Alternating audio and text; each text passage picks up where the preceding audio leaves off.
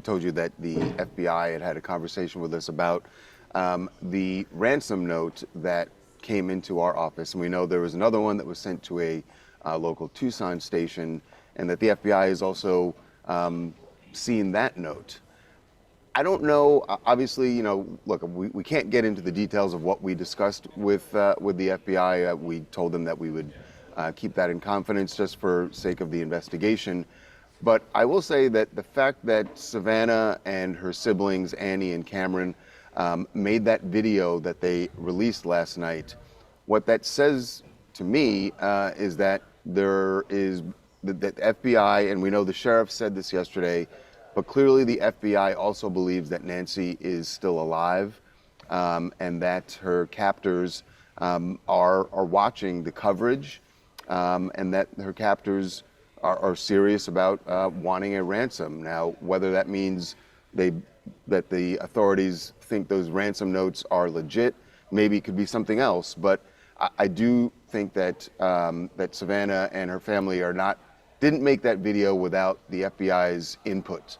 And I think the FBI and the Pima County Sheriff probably said to them, there's enough, we've seen enough to believe that she is out there and that the captors are watching, so this is a good time to release that video.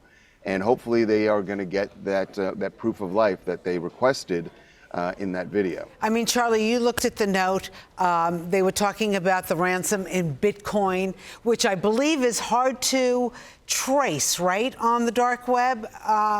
And I think Savannah, when she was talking yesterday, she alluded to AI and fakes and this and the other thing. They want to make sure their mother's alive and it's not some fake.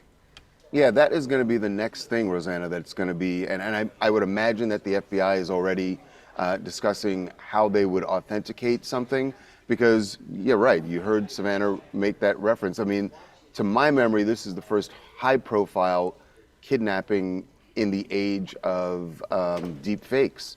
So that proof of life that they get is going to be, whatever form it comes in, it's going to be very difficult to the naked eye, certainly for civilians, to authenticate and say, this is real. Now, I would hope that the FBI has, teams that can actually, forensically and electronically determine that this is real and not a deep fake, when and if they get that proof of life. That is going to be a difficult task for them to make sure that whatever they get, this is real and they can believe that Nancy is still out there.